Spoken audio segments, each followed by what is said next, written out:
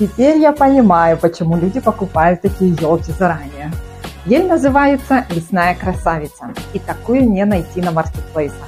Елочку мы покупали с очень хорошей скидкой, в рассрочку от магазина без процентов. Ветки раскрываются сами, потому что у нее идет шарнирная система.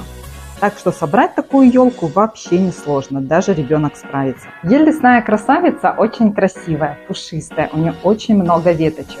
В ширину она 165 сантиметров, и в нашу квартиру она вписалась идеально.